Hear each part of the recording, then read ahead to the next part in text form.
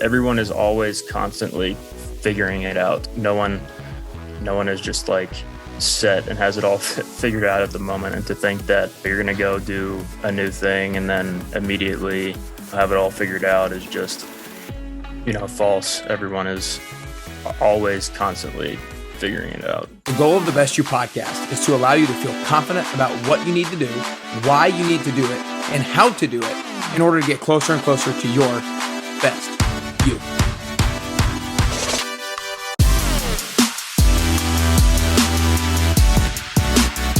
All right, what's up, everybody? Welcome back to the Best You podcast. I am super excited to be joined by the one, the only, Connor Carrier, my big bro. I just want to start off by saying, Connor, thanks for spending the time with me today.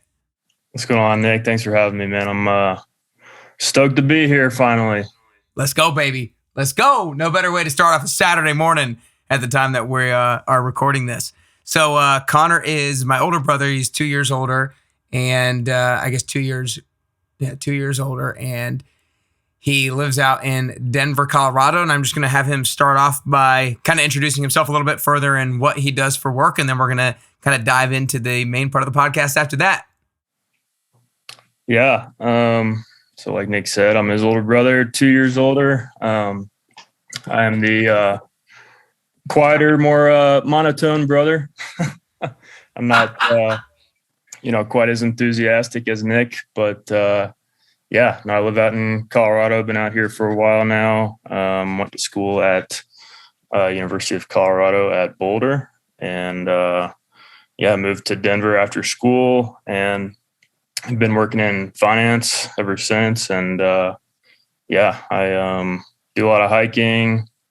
We're in the middle of ski season right now, despite our 65-degree week this past week. I think the snow's starting to return, and it's going to punch us in the mouth here this weekend. But yeah, that's awesome. Yeah, he and my sister both live out in Denver now, and so they talk about how they go skiing every weekend or every other weekend at least, and it definitely makes me want to go out there. But anyways, kind of the question that I want to ask, I just told you that we were going to start off with a question that I hadn't prepared you for. And we only talked about two topics that we were going to discuss.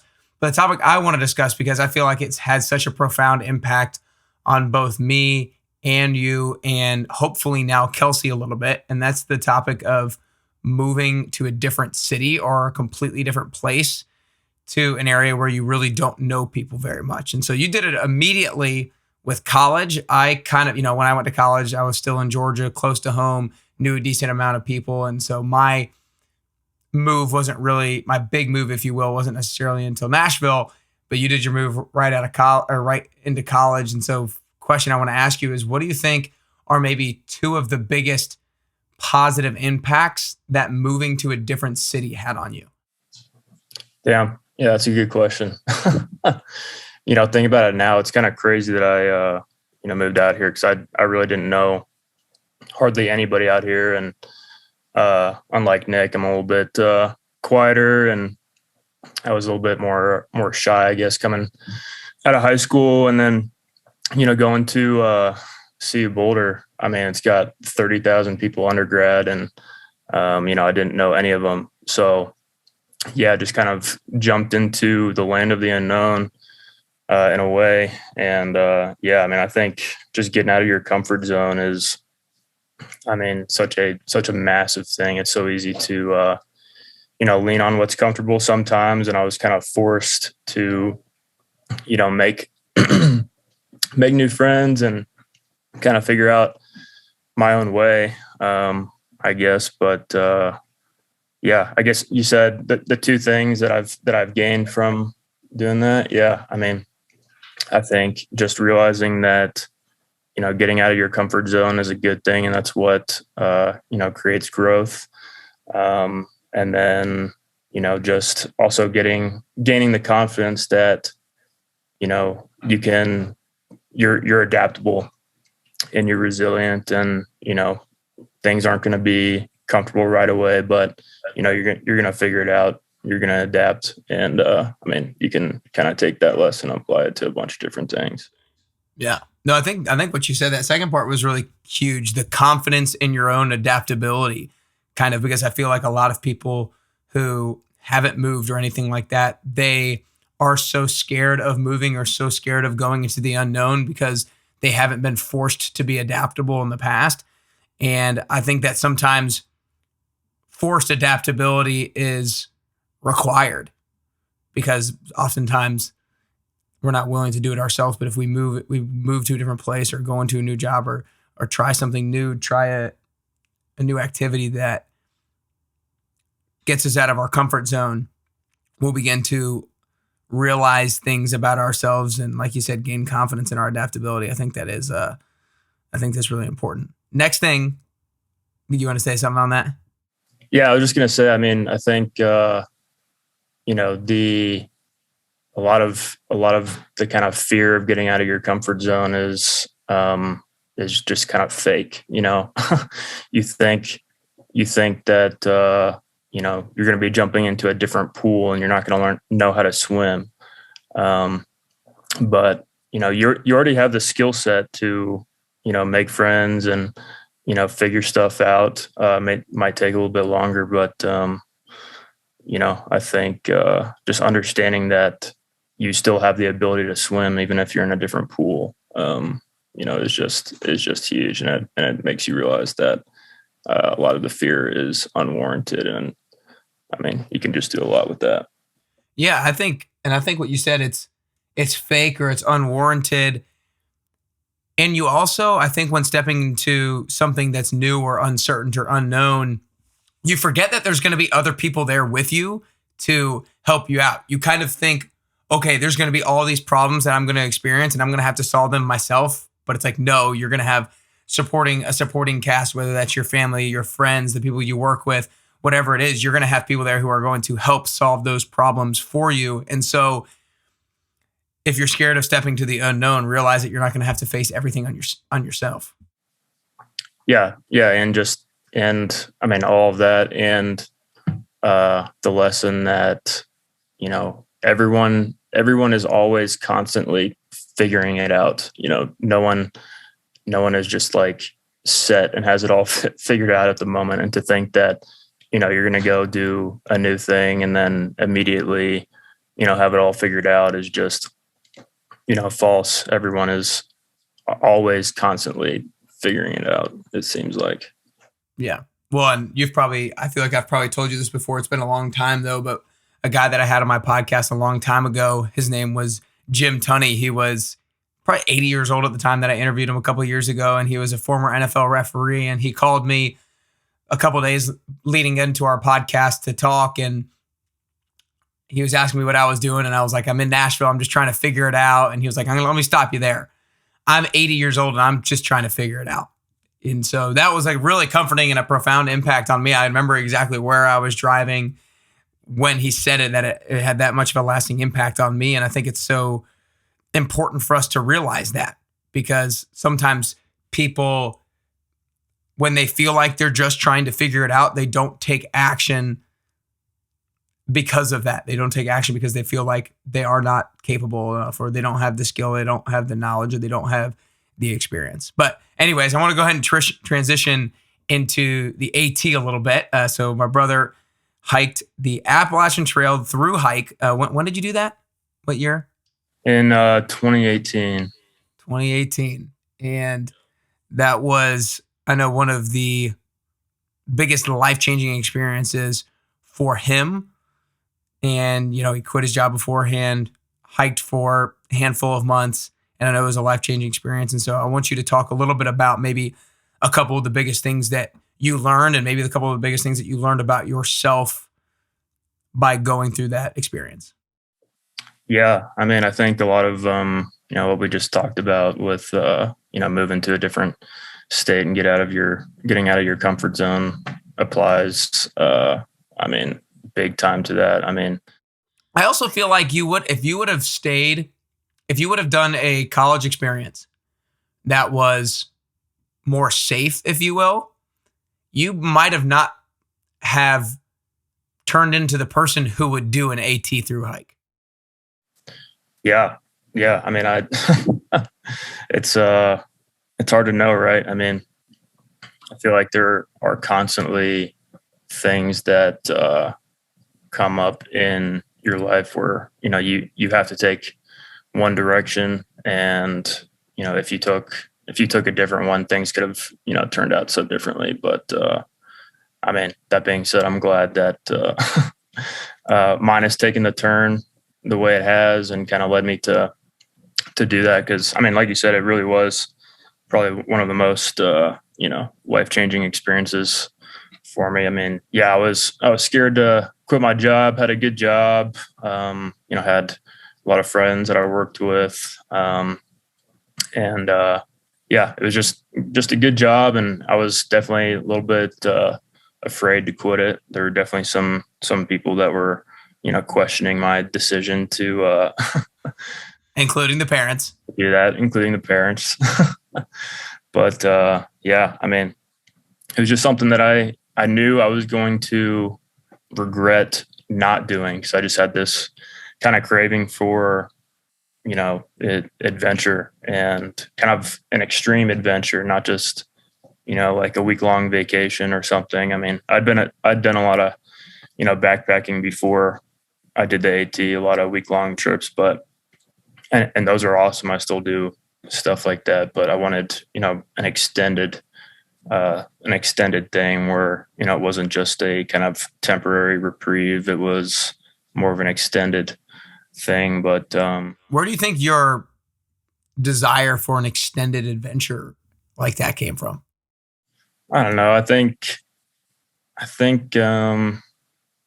mean, part of it is my tendency to be a little romantic about the outdoors and stuff like that. I mean, I still have fantasies of, like, going and building a cabin deep in the woods and, like, living there for an extended period of time.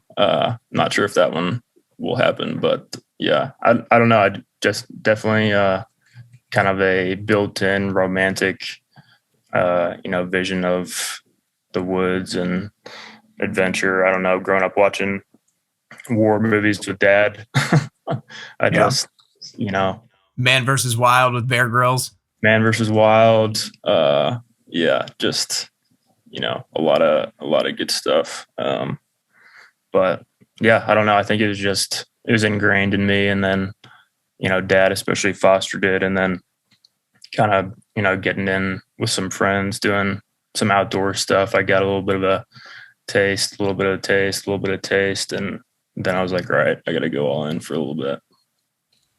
Gotcha. So what was I know there was a lot of different things, weather-wise, some animal-wise, just a lot of different body-wise, shoe-wise. I know there was a lot of challenges on the AT. Maybe tell us about one of the biggest challenges you experienced and what that looked like and how you had to work through it.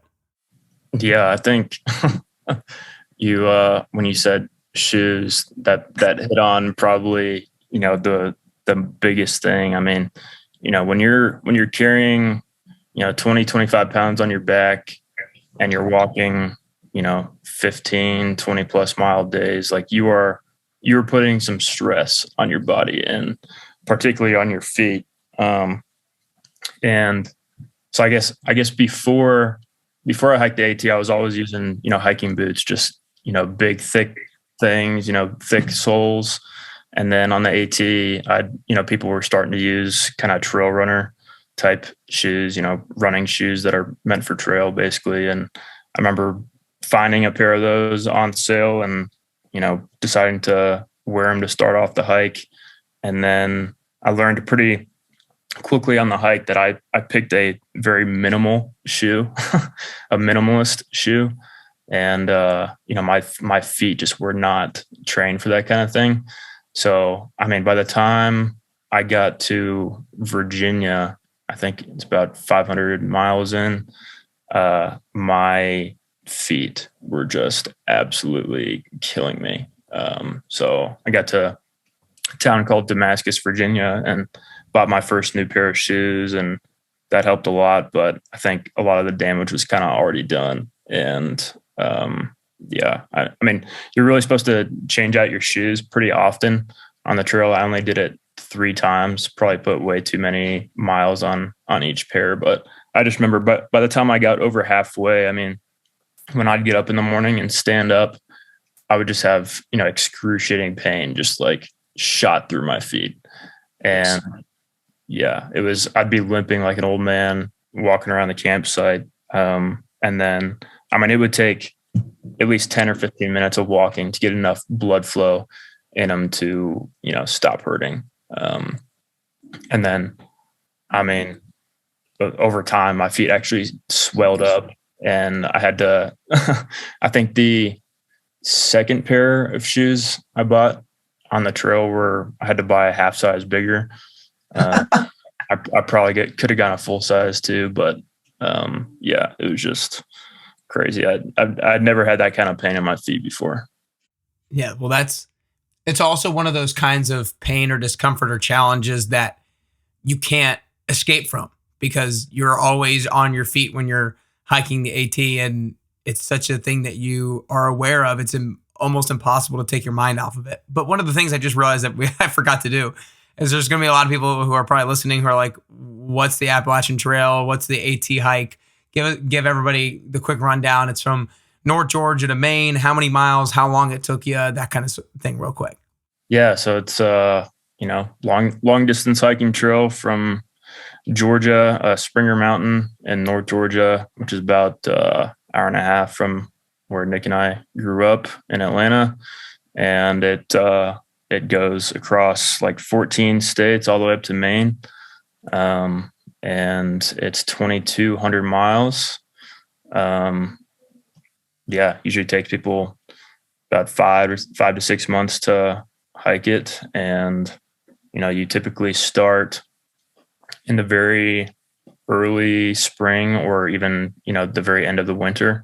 When I started, we got snow in North Georgia, we got snow in the Smoky Mountains in Tennessee, and yeah, and then so you basically walk through 3 seasons. The tail end of winter, all of spring, summer, and then I ended in August, so it was still summer. But some people hike until mid-October, so some people are out there for a full 4 seasons.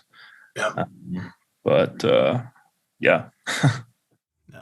That's great. Yeah, if any of you guys are interested, there's some amazing pictures of, I don't even know if they're on your Facebook or where they are, but I've got some pictures that are freaking awesome. He grew his hair out long. He grew his beard out. I always think he looked like Tom Hanks in Castaway. What a compliment. Yeah. I looked as emaciated as him too. Right. Yeah. How much weight did you lose? 20 pounds? 15? Yeah, I lost 20 pounds by the end of it. But the crazy part was that, the first 3 months, I was out there a total of 4.5 months. In the first 3 months, I maybe lost 5 pounds. And then it wasn't until the very last, 4 or 5 weeks where the remaining 15 pounds just came off like crazy. We were in New England, which is definitely probably the toughest part of the trail. You got Vermont, New Hampshire, and Maine. You got, really steep climbs, really just kind of grueling terrain. And we were also I was hiking way more miles per day than I was, early on in the trail up there. And I was just having a hard time replacing the calories that I needed. Yeah. I don't think I realized it was that severe of a difference with regards to the timeline of when you lost that weight. That's crazy. But let's go ahead and transition on to the next topic that I wanted to ask you about before you turn it over to asking me some things. One of the things that I feel like I've learned a lot of different things from you, but one of the things that I feel like, it's probably because it's very recent and I know how much of a profound impact it's had on me with regards to financial knowledge and how to set yourself up for success early on in your professional career, if you will, with your finances. And that's what you do. You and I both majored in finance, but you went on to actually do something with it, with your career. And so I want you to just kind of touch on for a few minutes personal finances, a little bit of the framework that you believe works for people to set themselves up for success. We'll be back to the interview in just a second. But first, I wanted to share a quick testimonial from a past participant of the 10-week transformation program. I started running the 10WT in the beginning of 2020 and have had over 150 people and counting go through it, and they've seen amazing results both inside and out. If you're inspired to join after listening to the testimonial, then go to nickcarrier.com to learn more. We'll get back to the episode in just a minute, but first, here's what they had to say. Hi, I'm Marissa, and I joined Nick's 10-week program to train for my half marathon. From week to week, I've just seen myself get stronger and runs get easier. Doing it with like a group has been fun. This is my first time doing like a workout class like that, so I've really enjoyed it. You should join Nick's 10-week program. That's a great question. I feel like I'm reading about it all the time, still trying to update my knowledge and learn. But I'm really big on not making things harder than they have to be, and I think personal finances are something that people very easily complicate. We were very lucky that, our parents kind of ingrained just like saving, in us. So like, when if we got $5 in our like birthday card or Christmas card, it was like, dad was like, oh, got to put it in the bank.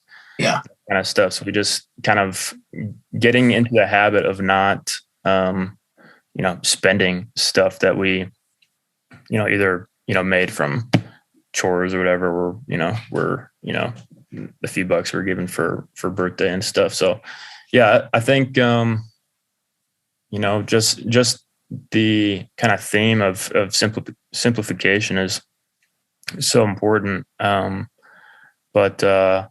think one of the big things, I've actually talked with a couple of friends about this recently, but, kind of just like anything, the first thing is to bring kind of consciousness to, where your money is actually going. Like, what are you doing with your money? Like you get a paycheck, it comes in every month. You have certain things you have to spend your money on. You have rent, you have utilities, maybe you have a car payment, you've got groceries, you've got, gas for your car, you've got various other things. And then just kind of understanding, I think if you ask the average person on the street, like, what are your fixed costs? Like, what are your fixed expenses? What are the things that you have to spend money on every month, and how much are they? I think most people couldn't tell you. I think it's so important to kind of understand, what those expenses are, and at least be able to know within a couple $100 of how much that is. And then go through probably the more important thing is then going through, your actual, variable expenses, what you spend on, going out to eat, like, buying for me, like I buy 6 packs of beer, like all the time for friends and stuff. Just kind of random things, just understanding where your kind of discretionary money is going.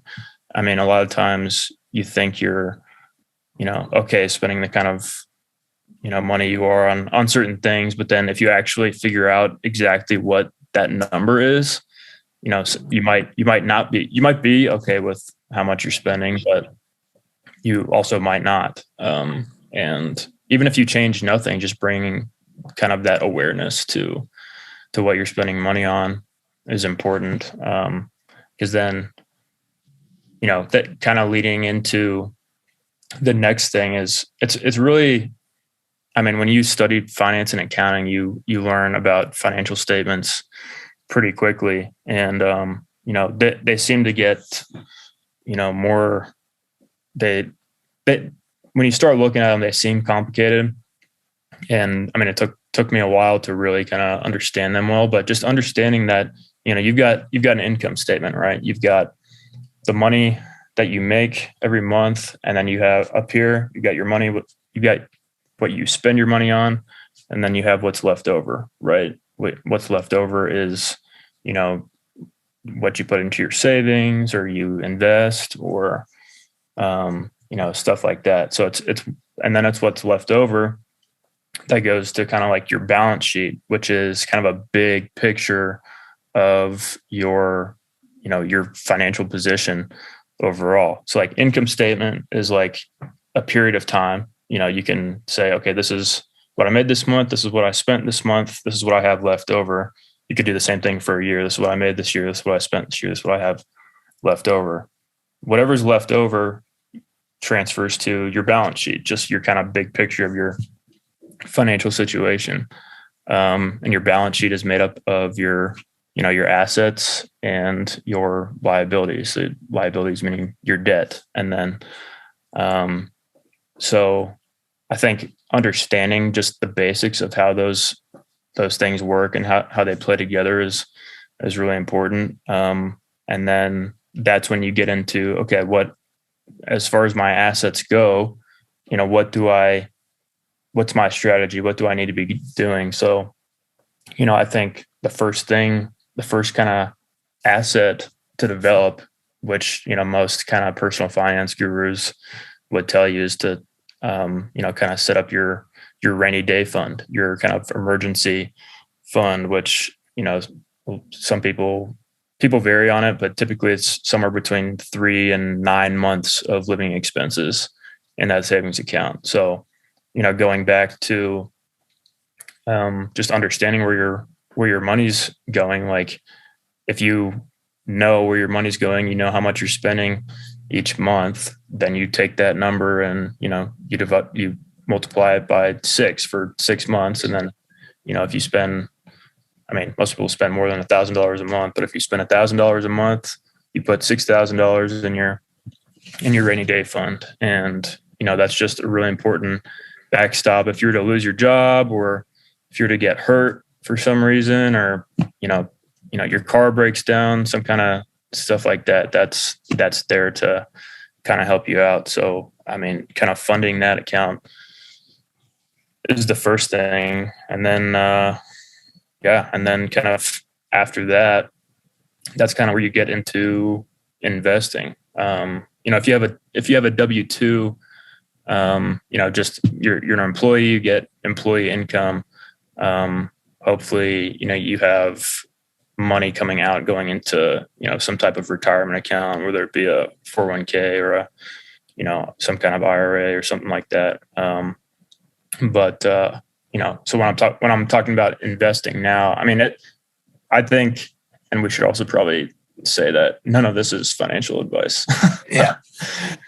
Just a disclaimer, but, when I talk about investing, if you have an employer match, like whether it's 2%, 3%, 4%, it's like, you want to be contributing to that. It's pretty much free money. And, you can't really withdraw that at all until you're retired. So you kind of just set that on autopilot and almost just forget that it's there. Yeah. And this is something that I want to touch on that, just because I am continually surprised how many people don't know what that is. How many people will read real quickly that their employer is matching a certain percent, and they just decide without really knowing whether or not what percentage to choose. And a lot of times they will choose the percent just because there's a number there and they choose it. But the employer match is when, if you contribute 4% of your paycheck to your retirement account through your employer, then your employer will also match 4%. Most employers say that they're going to match up to a certain percent. So let's say they will say that they match up to 3%. Let's say 3% of your paycheck is $300. Then you will add $300 to your retirement account. They will also add $300 to your retirement account. Now, you can add as much more above 300 that you want, but they're not going to contribute any more than that. But let's say you only contributed 2% maybe that's $200, then they will also only contribute 2%. So essentially you're missing out on a free $100 that your employer could be adding into your retirement account. So I just felt like that's important for people to know, because it is, like you said, it is actually free money that people should be getting. The only downside, if you will, is that you don't have the extra percentage in your own pocket to spend now if you needed it. Right. Yeah, exactly. If you're, if you're not doing the full match, you're definitely leaving money on the table. So yeah, just kind of a important kind of baseline thing to cover. It's free money. Yeah. No, and I think that framework is really great if people are not on track with their finances right now. You start off by knowing exactly how much money is coming in. So know what your paycheck looks like and or any other income streams, and know what your expenses look like, especially like you said, broken down into your fixed expenses and then your discretionary expenses. And then once you take a look at that, then you can kind of determine whether the discretionary expenses should look like that or need to adjust. And then that can affect how much money you have left over. And then, like you said, once you know how much money is left over, you kind of want to make sure that you have built out that rainy day fund of 3 to 9 months. And after that, make sure you're maximizing the opportunity that you might have available with your employer. And then after that, like you said, it's your decision with what you want to do with investing in different asset classes and things of that nature. So that, I think that's the framework that I know you taught me literally at the beginning of COVID. Like that was one of the positive things. We had a lot of positive things, I feel like, that fortunately came from that, being able to spend some time in Atlanta. But I know you really broke that down for me, and it made me confident with my money and knowing where things were going and everything of that nature. So yeah, it's great stuff. Yeah. I think it's just, a lot of people get intimidated by the subject, but if you just spend a little bit more time, like, reading about it, or, there's so much stuff on YouTube. I mean, watching YouTube videos, just kind of being more acquainted with the subject, kind of reduces that intimidation factor. And then, and then once you learn a little bit and you have kind of your own little system going, it's very freeing. You're not, obviously things come up and you might get anxious about money at some point, but in general, just bringing more kind of awareness to how, your money actually works, and, what you're spending on, what you're doing with it. It's the first step, and it's also very, very simple. And it's, it's a lot of people just overcomplicate it. And I think, well, I think it's really important too. I think it actually relates to the topic that we were talking about before with regards to unknown or uncertainty. And I always kind of relate looking at your bank account to stepping on the scale, because a lot of people fear what the number might be when they step on the scale, and therefore they don't step on the scale. And then it gets to a point down the road where it's at a number that they really don't like, and they've gone so far down the wrong path that they have to work extra hard to get on the right path. And so a lot of people are fearful of maybe looking at their bank account, seeing how much money is coming in, seeing how much money is going out. But then once you have the courage, if you will, to face that fear, to see what's going on, you gain. It's like once you face your fear, you become stronger in order to overcome it. It's like Jordan Peterson talks about it all the time. You don't want to, if a child is scared about the monster in the closet, the solution is not to open the closet. The solution is to maybe walk over there and gradually open it up and peer inside. And once you realize there's either nothing there or it's not as bad as you might have expected, then you then have the strength to work through it and overcome it. And I think that's just such the case with money, because I know a lot of people are scared to see what's actually going on. And it's a combination of scared / confusion / overwhelm. But the more that you gain clarity, competence, education around it, the better suited you are to manage it. Yeah, absolutely. I think this is a good segue into some of the things I want to talk about with you.